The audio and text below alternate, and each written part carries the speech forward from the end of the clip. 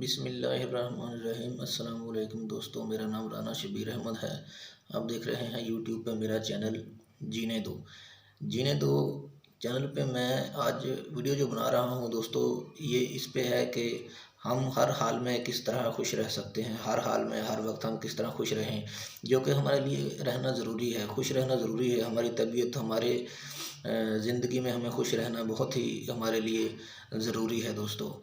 تو اس پہ میں چار پوائنٹ آپ کے ساتھ شیئر کروں گا۔ پہلا پوائنٹ دوستو، حضرت علی کرم اللہ وجہہ کا قول ہے، حضرت علی کا فرمان ہے جو آپ کے ساتھ میں شیئر کروں گا۔ حضرت علی نے فرمایا کہ جب میں یہ سوچتا ہوں کہ اس کائنات کو دوستو میرا رب چلا رہا ہے تو میں خوش ہو جاتا ہوں۔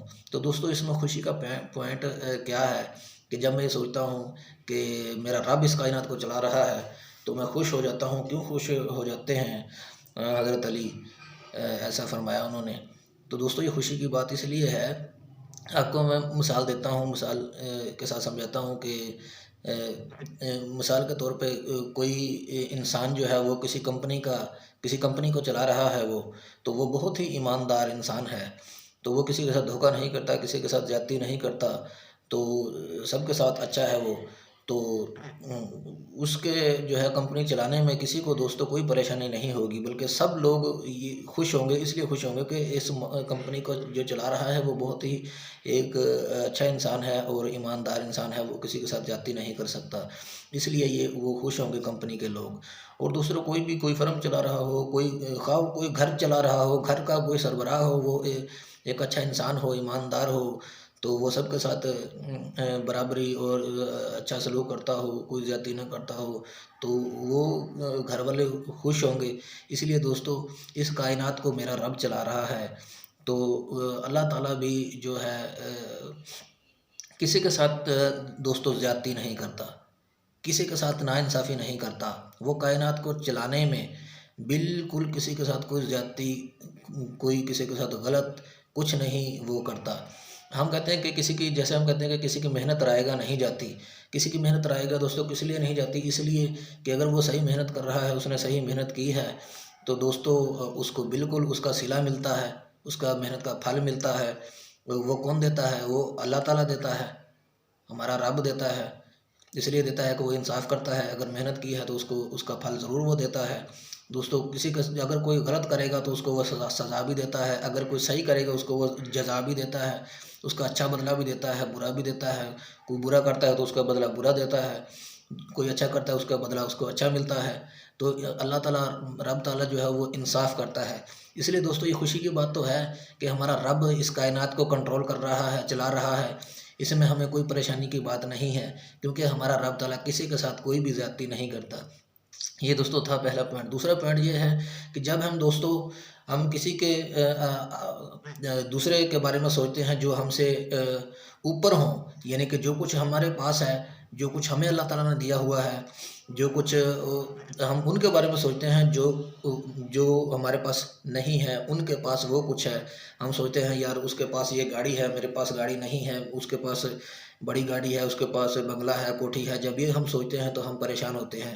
اس لیے دوستو اپنے سے اوپر والوں کے بارے میں مت سوچیں، اپنے سے نیچے والوں کے بارے میں سوچیں، یعنی کہ جو کچھ ہمارے پاس ہے تو ہم یہ سوچیں کہ ان کے بارے میں سوچیں جن کے پاس وہ کچھ دوستو نہیں ہے، تو آپ انشاءاللہ خوش رہیں گے، آپ پریشان نہیں ہوں گے۔ پریشان اس لیے نہیں ہوں گے کہ میں آپ کو مثال دیتا ہوں کہ اگر میرے پاس موٹر سائیکل ہے تو میں اس کے بارے میں سوچوں جس کے پاس موٹر سائیکل نہیں ہے۔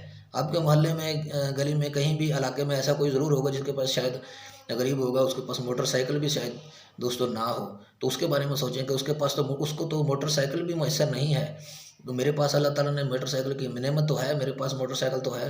تو دوستو جس کے پاس سائیکل ہے وہ یہ سوچے کہ جس کے پاس سائیکل بھی نہیں ہے تو وہ بھی خوش رہے گا اس بات سے کہ یار میرے پاس اللہ تعالیٰ نے سائیکل تو دے رکھا ہے مجھے، اور وہ بھی تو ہے جس کے پاس سائیکل تک نہیں ہے۔ دوستو جو بھی اللہ تعالیٰ نے ہمیں دے رکھا ہے، جو بھی نعمتیں ہمارے پاس ہیں، اسی پہ ہم خوش رہیں اور ان کے بارے میں سوچیں ہمیشہ جو ہمارے پاس ہے، جن کو اللہ تعالیٰ نے یہ بھی کچھ نہیں دیا۔